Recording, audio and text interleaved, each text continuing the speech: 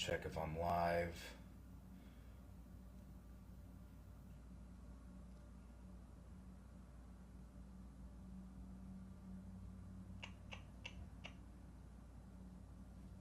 Um,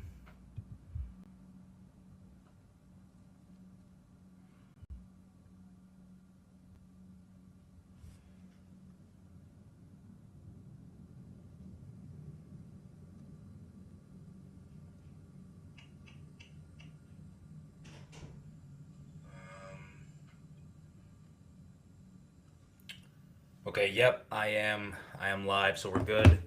How's everyone doing? Sorry for the technical difficulties. I apologize for that. Hopefully, we can lock in now and have a good show. So, yeah, we got a lot to get to today, obviously. We will be. Let me just pull this up here. Yeah, so we'll basically be discussing Giants free agency. That's a big topic that we'll be going through today. We'll go through all the moves that they've made over the past, obviously, couple days here as we're now into day 3 of free agency. The NFL league year has officially started, of course, and going to be very interesting to see kind of how, if there's any other moves that we see, and obviously things are happening as we speak, but right now we're going to kind of react to those moves. Excuse me, we'll touch on the Jets a little bit, and we will get into the Jets bringing in Geno Smith as their new quarterback, and why I think they potentially should have went a different direction at quarterback, and we will get into that. And then we'll close the show discussing the World Baseball Classic and Team USA's loss to Italy, and mainly some stuff about Mark DeRosa, and we'll kind of get into the Mark DeRosa fiasco of you know thinking the team had advanced and then not actually, the team actually had not advanced, to the next stage of things. So obviously, just a kind of a crazy situation there. Um, but yeah, let's get right into it. So Giants free agency, and I think it's one of these things where there's kind of some big picture thoughts that I have, and then we'll obviously get into the nitty gritty of each individual player. Um, Kind of just from like a global view of things, right? When you think about the Giants and their free agency moves over the past couple days, the Giants are not a complete roster. It is very clear that the New York Giants, right now still have holes on their roster. Um, they're not a team that I think there are still holes on their roster, and it's going to be interesting to see if they can fill all those holes. And I think the moral of the story here for the Giants is they might not be able to fill every hole that they have on their team. When you come in as a front office group, right? Joe Shane 2022, 2023 drafts, the 2022 draft, the majority of those guys are no longer on the team, right? Right. Like the big time draft picks from that draft went elsewhere. Wandale Robinson signs with the Tennessee Titans. Cordell Flott follows him to Tennessee, the New York Titans that Brian Dable and Robert Saleh, the head coach, are trying to build there. Obviously, the other picks from that draft, Josh Azudu. Azudu was a third round pick. He probably won't be re signed by the Giants. If he is, he'll probably be like a depth piece or something like that. And then obviously you have Kayvon Thibodeau and Evan Neal, who, hysterically enough, was just brought back to the was just brought back to the Giants, obviously, as a as like a depth guard, obviously. But the reality is the Giants couldn't fill every hole in their roster in this free agency. I think that's what fans need to kind of come to grips with. They were unable. They're not. The Giants have a ton of holes on their roster, and they're not going to be able to fill every single hole in their team. They're just not. It's not possible.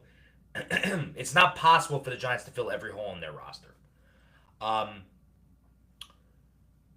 so that's number one. The second thing I want to say is I'm very happy that John Harbaugh's stamp was put on the Giants right away. And what do I mean by that? And we'll get into each signing individually. But he goes out and he signs Jordan Stout, who last year was one of the best punters in the NFL, and he gives him a deal where he makes him the highest paid punter in the NFL. Pat Richard, fullback, guy was an All-Pro in 2024. He brings him in. It was very nice to see John Harbaugh get his guys. Isaiah Likely, Pat Ricard, and Jordan Stout, among others. he didn't lose any of those guys to other teams. He didn't, if he wanted one of his guys, he got one of his guys. And it just goes to show you the pull that John Harbaugh still has. And that's really good to see. The other piece of it that I find interesting is the Giants over the last 2 seasons, I believe, are like 2-15 in one-score games. And here comes John Harbaugh. And he basically, in his first free agency, is trying to win on the margins. Right? He goes out and he acquires Jordan Stout, all-pro punter. Pat Richard, as I mentioned, fullback. The Giants in the last few years, he goes out and gets Jason Sanders, who is obviously a very good kicker. In 2024, he was a very good kicker. So he completely overhauls the special teams unit. John Harbaugh is trying to win on the margins. John Harbaugh is trying to improve the Giants in the little things. In the things that hopefully, we hope as fans, are going to allow the Giants to win one-score games at a much higher rate in 2026. So I found that interesting. John Harbaugh comes in and he's winning on the margins. He's trying to win on the margins, right? Go out and get a fullback that's going to be able to kind of get those tough nitty-gritty yards at the end of games. Go out and get a punter and a kicker that's going to be able to get you those, that field position advantage and things like that. So he didn't necessarily go for the splashy moves, but he obviously went for the moves that will allow the Giants to win on the margins. And I found that interesting. But without further ado, let's go through all the signings. And I have a ton of notes here that we can get into. Really excited to go through this and kind of give my thoughts on each of these moves. So free agency opens, and the first thing the Giants do is they go out and get Isaiah Likely. Isaiah Likely, 3 years, $40 million, so about $13-14 million a year. And there's escalators in that deal, incentives that can get him to $47.5 million. And this move I absolutely loved. Completely was in love with the Isaiah Likely move. And the reason I am is for a few reasons. The first thing is, in free agency, what you tend to see is guys get overpaid for what they've done. And you have kind of desperate teams, like you saw with the Raiders, right? They go out and give Linderbaum a $30 million contract for a center who reset the center market by $10 million. It's a situation where guys get paid for what they've done. Isaiah Likely is a player that, in my opinion, the Giants are paying for what he's going to do. And in free agency, I want to pay guys before their breakout. I want to pay the guy who's about to break out. Not, for instance, Wan'Dale Robinson. Shout out to Wan'Dale. Good luck in Tennessee. But Wan'Dale Robinson's already broken out. Right? Malik Neighbors went down. He had his 1,000-yard season. All those things. Isaiah Likely has been second fiddle in Baltimore his entire tenure to Mark Andrews. He's never gotten the opportunity to be that tight end one, to be that main threat in the passing game. And the biggest thing about Isaiah Likely is he fits Jackson Dart to a T. So much of what Jackson Dart did well in 2025 was doing things off script. The play broke down. It was like that play against the Eagles, right? Where he hit Wan'Dale. Play broke down. He ran to his own lineman, bounced off it, threw the ball to Wan'Dale.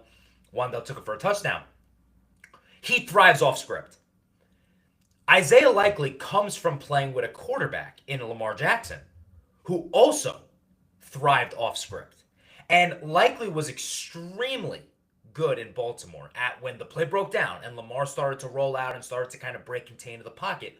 He was so good in the scramble drill of finding that soft spot in the defense and making plays down the field. And that's the same thing that he's going to do with Jackson Dart. The other thing about Isaiah Likely that I really love is the contested catch rate. 67% of contested catches he made in the 2025 season. And throughout his Baltimore career, he was around 65% making contested catches. We saw it last year with Dart. He loves big targets. He loves to throw the ball into tight windows. A lot of plays that Theo Johnson did not make last year. To me, Isaiah Likely can make those plays. Another interesting thing about Isaiah Likely is his usage on the field. During his tenure in Baltimore, 60% of his snaps he spent in the slot. So the Giants are now going from Wan'Dale Robinson, a 5'8 slot receiver, to Isaiah Likely, a 6'5 huge receiving weapon in the slot. And to me, you're going to see Isaiah Likely play a ton in the slot in his time with New York. Obviously, the Giants can go out and get another receiver. They should go out and get another receiver. There's also a draft and the remainder of free agency for them to do that. But you very, very easily could see a situation where you have Malik Neighbors on the outside, another receiver on the, like the two outside receivers, Malik Neighbors and another guy that they bring in, or Darius Slayton if he's still, around. Those two guys on the outside, and then Isaiah Likely could be in the slot. And that could be your configuration for the Giants. And we saw it last year with Dart. Likely and Theo Johnson are going to play together. He thrived a ton last year, Jackson Dart, in 12 personnel. 2 tight ends and one, so 2 tight ends on the field, basically, is what that means. 2 tight ends and 1 running back. So, couple that with the contested catches, with the fact that he has not broken out yet.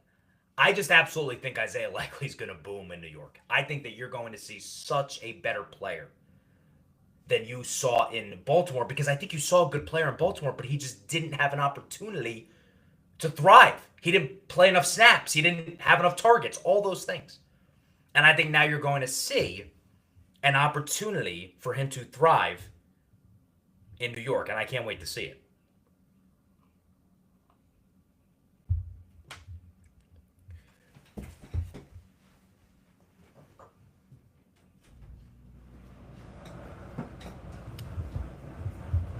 Sorry, I just wanted to turn the air conditioning on there. Getting a little warm in here. Something else to consider with Likely, though, and something I really want to mention. Isaiah Likely is, people are saying like, oh, the Giants don't have a second receiver. Oh, where's the number 2 receiver on the Giants? They need a number 2 receiver. Isaiah Likely is going to be the New York Giants' number 2 receiving threat. Period. The end. Like, if you're asking me who next year is going to be the number 2 receiving threat behind Malik Neighbors in this offense, it's going to be Isaiah Likely. Isaiah Likely is going to be the second most targeted player on the New York Giants next year. So when you're, and you see this around the league, like you saw it in Baltimore, of course, where they had Zay Flowers, who was a good receiver, but then they had Mark Andrews, who was a huge target share guy for them. And you look at the Kansas City Chiefs, Travis Kelce was a huge target share guy. I'm not comparing Isaiah Likely to Travis Kelce or even Mark Andrews. What I'm saying is this is going to be an offense that heavily targets the tight ends. And I think that Isaiah Likely is going to be this team's number 2 receiving threat. So when you start saying, well, the Giants don't have a number 2 receiver, their number 2 receiver in part is Isaiah Likely. And that is something you have to consider when talking about the Isaiah Likely signing. Anyway, that's it on Isaiah Likely. I absolutely love the move. I really do. I think that he is going to mesh perfectly with Jackson Dart. I think it's the exact kind of guy that I wanted to see the Giants go get. Second move, Tremaine Edmunds, 3-year, $36 million deal. This one I didn't like as much as the other moves they made on day one, and we will obviously get to the Illuminor one later. We'll talk about the guys they re-signed in a little bit. Now we're kind of doing the outside free agents. Tremaine Edmunds, you give him $12 million a year. The first problem with it is I think they overpaid him slightly on the contract. When you look at other guys that got paid in the linebacker room, in the linebacker market, Devin Lloyd, who was supposed to be, one of the best linebackers on the market, got $15 million a year. Only $3 more million a year than Tremaine Edmunds got. He got 3 years, $45 million. Edmunds got 3 years, $36 million from the New York Giants. So I didn't love the contract. And obviously you look at Leo Chenal from Washington. He gets 3 years, $24.5 million, so about $8 million a year. So he gets $4 million less than Edmunds. And I mentioned last week on my free agency preview that I thought Chenal would have been a great guy for the Giants to target. So, to me, the Giants might have given him a little too much. Still not a bad contract. It is still not a bad contract. And I think that ultimately he comes in, and there's a bunch of things to like about Edmunds. The first thing is he's huge, right? He's a 6'4", rangy linebacker. He's going to be able to really be good in pass coverage. partially, which is something that he kind of does that a lot of other guys don't do. He's very good with his long, rangy frame and wingspan to get into passing lanes and to make sure that he's disrupting quarterbacks and disrupting quarterback passing lanes when they're throwing slant routes and balls over the middle of the field. So that's the first thing. The second thing is, guy's been in the league 8 years. Right? He was drafted as a 19-year-old. Now he's 27. He's been in the league 8 years, entering his age 28 season. Last year, according to Pro Football Focus, PFF, and again, take it with a grain of salt, but according to Pro Football Focus, he had an 81.1 run-stopping grade in 2025, which was the highest of his career. This is an instinctual linebacker who plays fast and is going to be an immediate upgrade over Bobby Okereke. That's why when people say things like, well, did the Giants really get better? I mean, this is one of the areas where they got substantially better. You take 2025 Bobby Okereke, not the Bobby Okereke that came in the first year in 2023 when Wink Martindale. I'm talking about the Bobby Okereke that was here last year. Him compared to Tremaine Edmonds, it's night and day. Edmonds is a huge upgrade. And the other thing to note about Edmonds is he had 4 interceptions last year. And in 2023, he had 4 interceptions as well. 4 interceptions, I will remind you, would have led the Giants in interceptions last year. So this is a guy who's a playmaker. This is a guy who just came off of his best run-stopping season as a pro, according to Pro Football Focus. And he's just a huge linebacker who's going to disrupt things in the middle of the field. And he immediately, you put him in the middle of your defense, he immediately gives you credibility in a room that obviously once you cut Bobby Okereke, there was no credibility in the room. But he gives you an opportunity to upgrade at the inside linebacker room. So Tremaine Edmonds, 3 years, $36 million. I ultimately have no problem with that deal. I think they overpaid a little bit, as I mentioned. But overall, really, really big upgrade in the middle of the defense for the Giants. Next one, Jordan Stout, the punter. 3 years, $12.3 million. He becomes the highest paid punter in the NFL. This guy was a first-team All-Pro punter in 2025.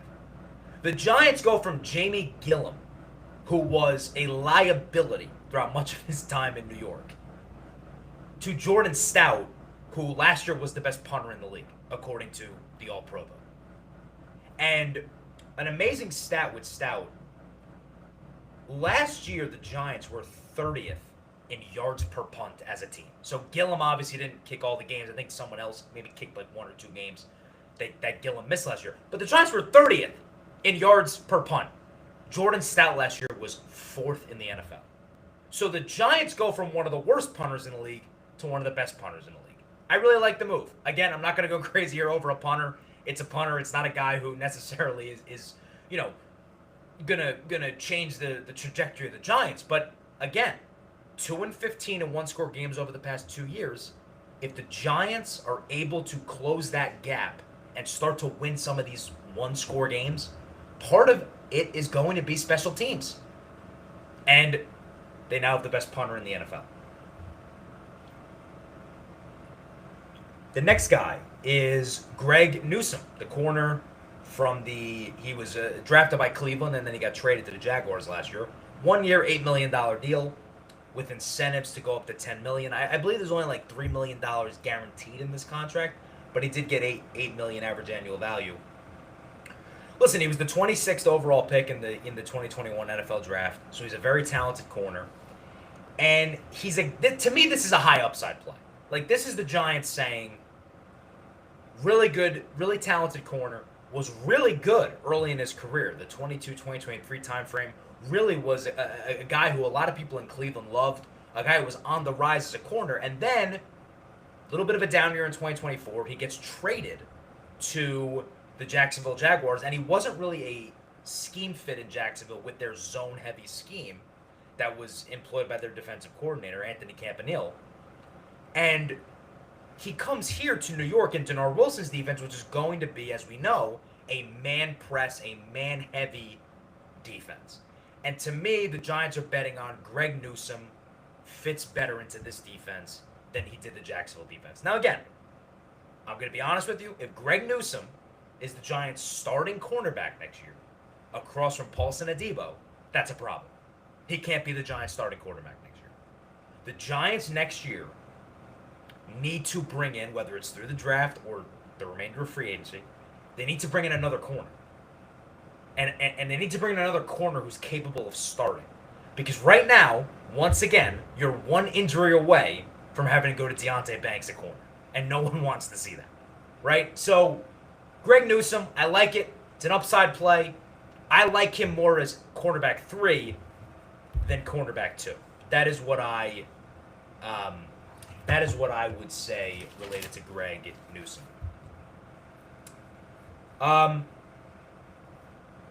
Pat Richard. This guy's freaking awesome, man.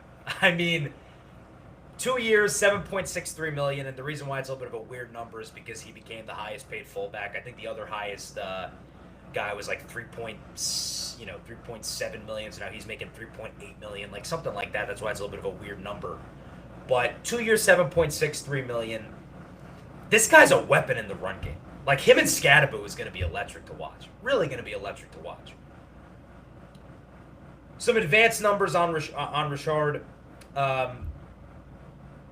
The Baltimore Ravens last year were plus .13 in EPA per play with Richard on the field. Off the field, they were minus .09 in EPA per play. They were a much better team with Richard on the field than with him off the field. And ultimately, this is a guy who allows the Giants to do a bunch of different things offensively. You can imagine a 12 personnel where you have one running back and 2 tight ends, where Richard is a tight end, right? So your 2 tight ends are Richard and Isaiah Likely. You could run 13 personnel with Johnson, Likely, and Richard. And imagine Pat Richard lead blocking for Cam Scadaboo. Like, it's going to be, the Giants are going to be one of the best goal line red zone teams in the NFL next year because they have a guy who's an absolute battering ram in front of a running back who obviously is coming off of injury, but a running back that's a battering ram in his own right. So, again, I really like this move. And the other thing I like about it is he's really a unique fullback in that most fullbacks are just kind of plowing into the line. This guy lines up as an inline tight end who can be a great pass blocker. Like, there's so many things you can do with Richard, and there's so much versatility that he brings to the backfield. It's going to make the Giants more unpredictable. And in my opinion, I'm a really big fan. Harbaugh gets his guy. Giants have a fullback for the first time in forever. You know, the Henry Hynoski days, I think. Really excited about Pat Richard. Let's do one more of their new signings, and then we'll go to one of their re-signings. Sorry, I spilled my water there. Jason Sanders, the kicker. 1-year deal. We don't have the specifics on the length of the. We don't have specifics on the AAV. We don't know what the guarantees are. We have no idea. We just know it's a 1-year contract. Some things to know with Sanders. He missed the 2025 season due to injury. He had a hip injury that he missed the entire season. But he's only 30 years old. And like, I saw people yesterday trying to be like, oh, you know, this is another Graham Gano. No, it's actually not another Graham Gano. Graham Gano is 38 years old. Graham Gano is, you know, on the 18th hole of his career. This guy's 30 years old in the middle of his prime.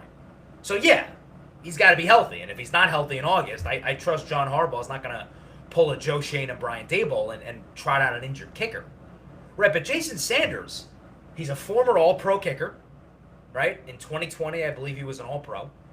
Sanders, in the last season he played, in 2024, he was 37 of 41 on field goal attempts. 37 of 41. He missed 4 kicks all year. In his career, he is 33 of 48, or about a 70% rate, 68% rate on field goals over 50 yards. So it's not incredible, but it's a lot better than what we were working with. And listen, I'm not saying guarantee him the job. I'm not saying he's Adam Vinatieri, but let him compete with Ben Sauls in camp and see where it goes. But if this guy's healthy, again, in 2024, he was one of the best kickers in the NFL. I think he was like 6th in fantasy points scored amongst kickers in 2024 as well. So to me, you bet on it. It's a 1-year deal. I doubt it's a big commitment financially. And again, let him compete and see where it goes. But I really like bringing in Jason Sanders. And all of the specialists are getting overhauled. Casey Kreider today signed with, I believe, the Arizona Cardinals, so he's gone. Graham Gano is going to be gone. and Jamie Gillum is obviously gone. So the Giants are going to have an entirely new, um, an entirely new specialist group, and that's good because the specialists were bad last year. So John Harbaugh bringing in his guys. Let's talk about Jermaine Illuminor as the main returner for the Giants. And then we'll get into some of the smaller moves, and we'll just touch on them briefly. Jermaine Illuminor, 3 years, $39 million. I thought this was one of the best contracts that was signed in free agency from a value perspective. I mean, Elijah Vera Tucker, who the Giants were actually targeting, as many of you know, Elijah Vera Tucker got $14 million a year. A guard got $14 million a year. Jermaine Illuminor got $13 million a year. At a tackle position where guys were making $20 million, he only makes $13. A great pass blocking right tackle. A couple stats about Illuminor across 1,088 snaps last year. So 1,088 snaps last year, he allowed 4 sacks. 4 sacks, that's it. And Andrew Thomas and Jermaine Illuminor last year were 3rd and 7th respectively in pass blocking efficiency. The Giants lock in a top 10 duo in pass blocking at their offensive tackle spot. It's huge for Jackson Dart. I said it in my free agency plan. You've got to protect Jackson Dart. That is the key to everything you're trying to do, really. And they've got to make more moves on the interior O-line. But bringing back Jermaine Illuminor as your left tackle, bringing back Jermaine Illuminor as your right tackle is a major, major step in protecting Jackson Dart and helping his future. So I love bringing Illuminor back. Some of the smaller moves, Micah McFadden re-signed. I think he's a good depth piece at inside linebacker. Similar to Newsome, I think he's better served as inside linebacker 3 versus inside linebacker 2, which he is right now. Art Green brought back in as a depth corner. He's obviously a good special teams player. And then Isaiah Hodgins as well was brought back as a depth receiver. And one guy I didn't mention, Ardarius Washington, the safety from the Ravens. This is a guy who was a very, very good safety in 2024. Had an Achilles injury, and he missed had an Achilles injury late in 2024, I believe. Missed most of 2025, came back at the end of the 2025 season. This is a guy that has a depth safety, and I don't think they gave him a big guarantee at all. This is a guy who I really like as a depth safety. So I wanted to mention him. Happy they brought him in. But yeah, those are the free agent signings that the Giants made. And I think, one thing I didn't mention earlier when I was doing kind of the big picture takeaway. The Giants did not give out any bad contracts in free agency. When you look at Likely, Illuminor, Edmonds, and all the guys that they brought in, really not a lot of bad contracts. None, actually. All moves that were kind of very calculated. They didn't go on some insane spending spree in free agency. And I think what I want to kind of close with the Giants is they did not go on a spending spree like the Patriots did last year, for instance.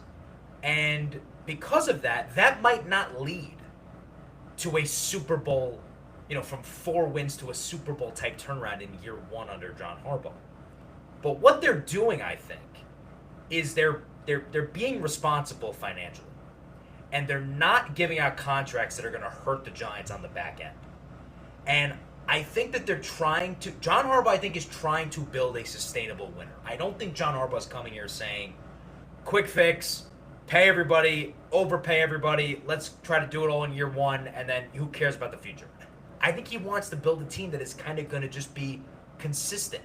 And over time, over 1 year, 2 years, really start to become a team that can compete for a Super Bowl. And I think that's what you see here. It's not like the Giants went out and said, oh, we got to pay Wyatt Teller $15 million to fix guard, and, who cares about Elijah Vera Tucker's injuries, give him whatever he wants. The Giants were fiscally responsible. I don't think any of these contracts, when I look at them, and I don't think anyone can argue that any of these contracts are really bad contracts that the Giants gave out. So that's pretty much it on the Giants, and we will obviously get into more about them as more signings come up. Pivoting to the Jets now. Want to touch on them briefly. So Muji, the GM, I think has done a really good job with the Jets. I think that the Jets brought in a lot of good players in free agency. They obviously had a lot of money to spend. The issue for the Jets, and it is the biggest issue, is the quarterback. They don't have a quarterback. And they ended up trading, I believe it was like a late round pick swap for Geno Smith, who was drafted by the Jets, I think in like 2013. And now he is back 10 years later as the Jets starting quarterback. And listen, Geno Smith last year was one of the worst quarterbacks in football. Like I remember watching him the last game, in the second to last game of the season in that tank bowl between the Giants and the Raiders. Geno Smith is just impossibly bad. The guy is freaking atrocious. It's awful, right? So to me, Geno Smith, no matter what the Jets have done in free agency, and I think they've done some good things, Geno Smith is going to extremely limit this team's ceiling. And, you know, in my opinion, I look at it, I'm not sure why the Jets weren't in on the Kyler Murray market. Now, I understand that maybe Kyler Murray didn't want to be a Jet, but a lot of the Jet fans that I speak to, they were like, well, you know, we don't want Murray. I'm not quite sure why. And I understand. I'm not a Kyler Murray, like, stan here. I'm not telling you that I would have paid Kyler Murray what the Cardinals paid him, which was, you know, a franchise QB type deal. But Kyler Murray was cut from the Arizona Cardinals. Kyler Murray, the commitment that the team that signs him has to make is 1 year, $1.3 million. That's it. 1 year, $1.3 million. Daniel Jones said they got paid $44 million a year. 1 year, $1.3 million. I don't know why the Jets weren't all over that. And quite frankly, I don't know why the coaching staff, Aaron Glenn and company, didn't push for that. Because if you're looking to win some games in 2026, they're not going to win games with Geno Smith. They're just not. No matter what they've done around the edges here, they're not going to win games with Geno Smith at quarterback. They're just not. He's over the hill. You saw it last year. He's not good anymore, right? Why not, if you're the Jets, go out and get Kyler Murray and say, hey, you know, let's try to actually win 6, 7, 8 games next year, right? And compete for something. So to me, I'm just not quite sure why the Jets were not more willing to go out and make that move and get Kyler Murray. But look, to each their own, and they bring back Geno, and I hope it works out for them. But I truly have my doubts. And I think that Murray, at 1 year, $1.3 million, was a great investment that they could have made. Finishing up with the World Baseball Classic, and you know, I'm actually going to check the score because I think Team USA is going to advance. Let's see. Yeah, Italy's up 6-0, so Team USA has advanced, which again shouldn't be news. I mean, it's you know, U.S. invented baseball. They shouldn't have to sweat out advancing in the World Baseball Classic. But good for the Italians, man. They went 4-0. It seems like in the WBC, and you know, obviously them scoring 6 runs because of the tiebreaker, which is runs allowed and you know, per outs and something. The fact that they've scored 6 runs, the long story short, USA is going to advance, and they'll be playing in the quarterfinals, which I think are Friday or Saturday. But did you see the Mark DeRosa fiasco that took place last night and earlier in the day regarding Team USA and if they were going to advance or not? So Mark DeRosa goes on Hot Stove, and he's talking to, I believe, Harold Reynolds and Matt Vasgersian, if I'm not mistaken. And he says, you know, he said something along the lines of, we're going, you know, we know we've advanced.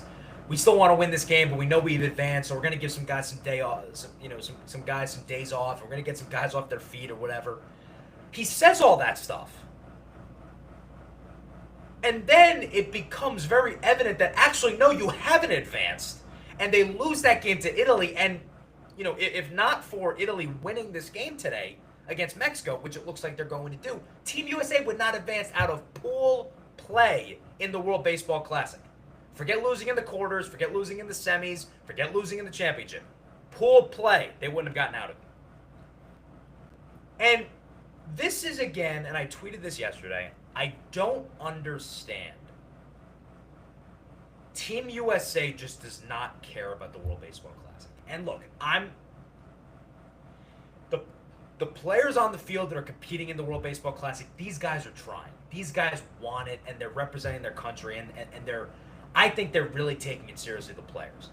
But Team USA, USA Baseball as an entity, is just not taking this seriously. You cannot tell me Mark DeRosa is the most qualified person to coach Team USA. And this is why I just can't get behind the World Baseball Classic in spring training. I can't get behind it.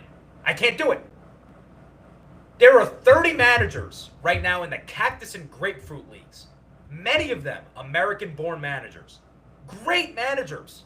Guys that have won World Series, guys that have won championships, guys that have done it. And you have Mark DeRosa, a studio analyst, coaching this team? And if you're so hell-bent on doing it in spring training, bring a guy out of retirement. I think 80-year-old Joe Torre would do a better job than Mark DeRosa. I mean, this is ridiculous. Mark DeRosa is the most qualified person to coach Team USA? Like, how could you possibly bring validity to the tournament and act like you care as an association, USA Baseball, if you have Mark DeRosa coaching this team? And he doesn't even know the scenarios. He doesn't even know if his team is advanced or not. It's ridiculous. And then it goes into, it goes into the Skubal situation, right? Tarek Skubal pitches one. And the other thing about the Skubal thing that I want to mention, now again, Team USA is going to advance here, so it's not as big of a deal, but if you were actually lining up your pitching in a way to compete in this tournament, why would you not have pitched Skubal against Italy and McLean, who's clearly your worst starter, against Great Britain, or Brazil, who were like the worst teams in the tournament?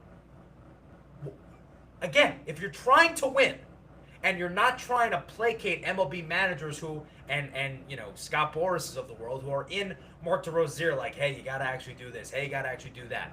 And look, because of that, I feel for D-Ro. But the reality is, this is the hand you're dealt. How are you not lining up your pitching in a way that is most beneficial to you?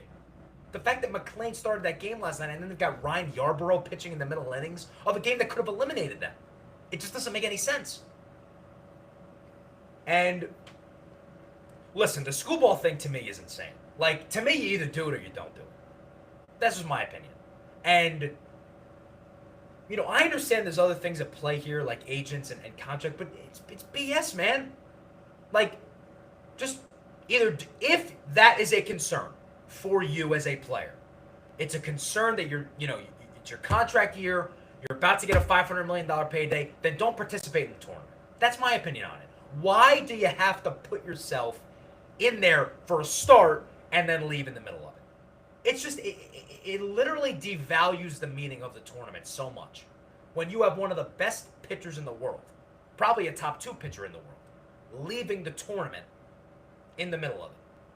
It's just absolutely ridiculous. Imagine one of the U.S. hockey players in the middle of the Olympics saying, oh, got to go back to the States. Got to go back to my team. We got an important last 30 games coming up. I got to get ready for the playoffs. It would never happen. And this is why the World Baseball Classic, it's a fun event.